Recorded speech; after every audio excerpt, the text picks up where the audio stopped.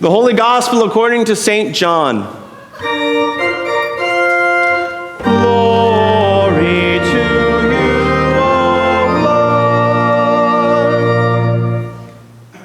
Jesus continued saying, "Very truly I tell you, anyone who does not enter the sheepfold by the gate, but climbs in by another way, is a thief and a bandit. The one who enters by the gate is the shepherd of the sheep. The gatekeeper opens the gate for him, and the sheep hear his voice. He calls his own sheep by name and leads them out. When he's brought out all his own, he goes ahead of them, and the sheep follow him because they know his voice. They will not follow a stranger. They will run from a stranger because they do not know the voice of strangers." Now, Jesus used this figure of speech with them, but they did not understand what he was saying. So again, Jesus said to them, "Very truly I tell you, I am the gate for the sheep. All who came before me are thieves and bandits, but the sheep did not listen to them. I am the gate.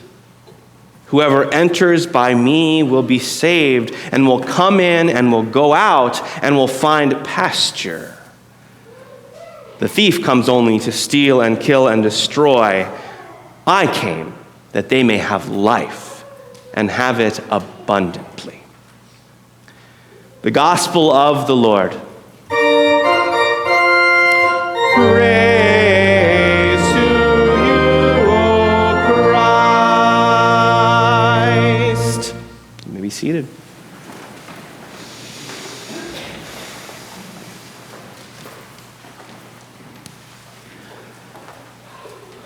Well, happy Good Shepherd Sunday, dear people. This fourth Sunday of Easter continues to hold for us one of these recurring themes that we get in this season of resurrection as we continue to be oriented towards what it means that we are being brought into God's persistent life in the midst of sin and death. And so is often the case on this fourth Sunday of Easter, we hear a slice, just a slice, of John chapter 10, with this pastoral image of shepherds and sheep and pastures and gates and even some thieves and bandits this time around as well. And of course, it's paired with a 23rd Psalm that's appointed every fourth Sunday of Easter. "The Lord is my shepherd, I shall not want," which I love Marty Haugen's version of, "Shepherd me, O God." But the thing is, with these only slender 10 verses from John chapter 10, this part of the reading, we don't actually hear Jesus saying, "I am the good shepherd." If we'd continued one verse more, we would have heard exactly that. But that's not the reading this year. We'll hear that next year if we go this route, the fourth weekend after Easter. But no, today we hear instead, Jesus is the gate, which is an interesting metaphor. And there's actually some parts of John's gospel that we don't hear today that are key to understanding what it means that Jesus is the gate. So usually in John's gospel, the narrative pattern goes something like this. There's an event that happens, and then there's some dialogue around it, because usually it stirs up the community. And then there's a discourse, a teaching, a takeaway, so to speak. And today's little piece of John chapter 10 lands us right down in the takeaway without walking us through everything that leads up to the punchline. And so we've missed the story that prompted this, and we've missed the dialogue that followed. And so if we want to back up, we've got to go to chapter 9, which goes something like this. There's a man who was born blind. And Jesus encounters him on the road, and people were asking, who sinned, and in what way that this man would be born blind? And Jesus responds with something to the effect of, sin didn't cause this. That's not the way God works. And then Jesus bends down and spits in the mud and rubs that spittly mud on the man's eyes and tells him to go to the pool of Siloam and wash. And he does so, and he sees. And that gets people stirred up. And so then the dialogue that follows is between the religious leaders in the community and this man's family and friends. And they keep defending, saying, we don't know how it sees. We don't know about Jesus. We don't know what's going on. But all we know is that he was blind and now he can see. And so this movement of a man who is met by Jesus in his suffering, to a community that's stirred up, wondering what this means for them, is the launching point then for this image of Jesus, the gate to abundant life.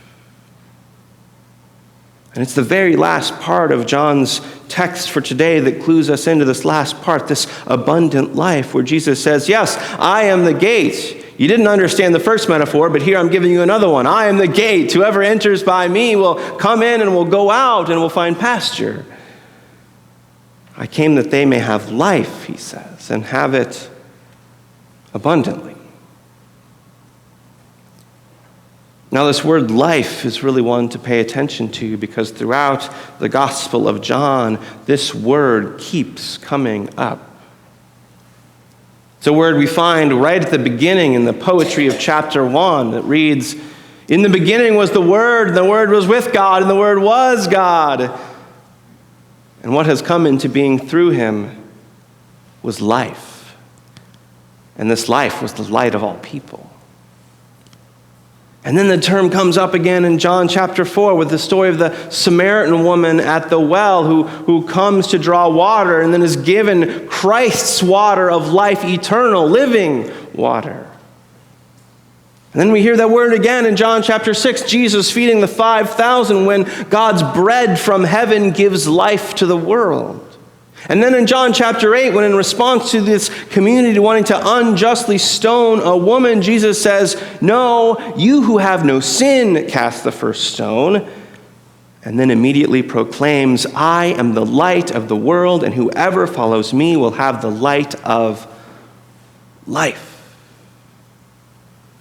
And then John chapter 11, when Jesus says, I am the resurrection and the life.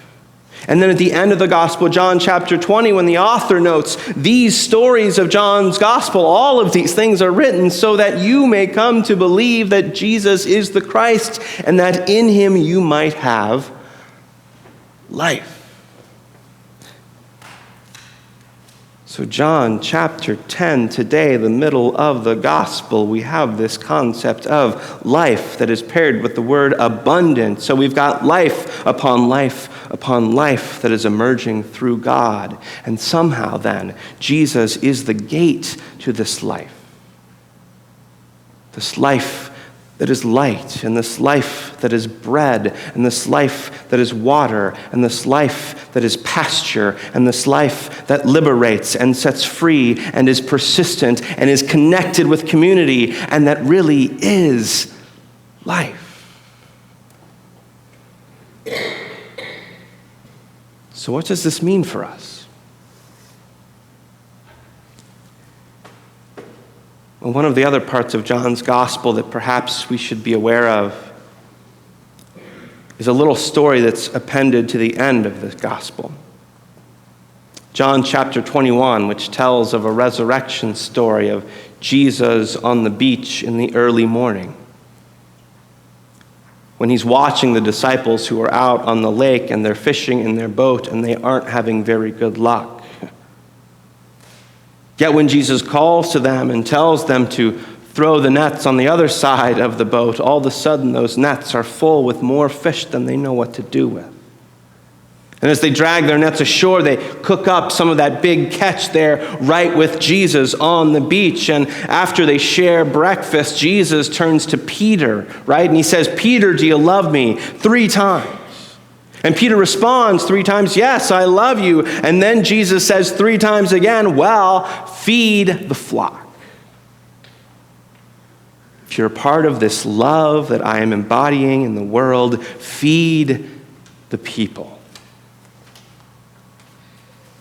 And so the image of shepherd and flock and gate from John chapter 10 is paired then at the end with John chapter 21, connecting this thread of divine life to the call of the resurrected Christ to feed the world and to meet the needs of all who are hungry for things to be made right. Perhaps this is part of what Christ's resurrection life is about.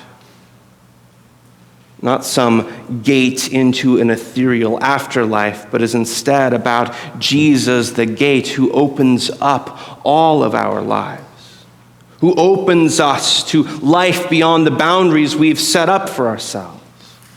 Perhaps this resurrection life is about Jesus, the gate, who is feeding hungry sheep everywhere, in empty boats, in forgotten places, and in every unjust moment.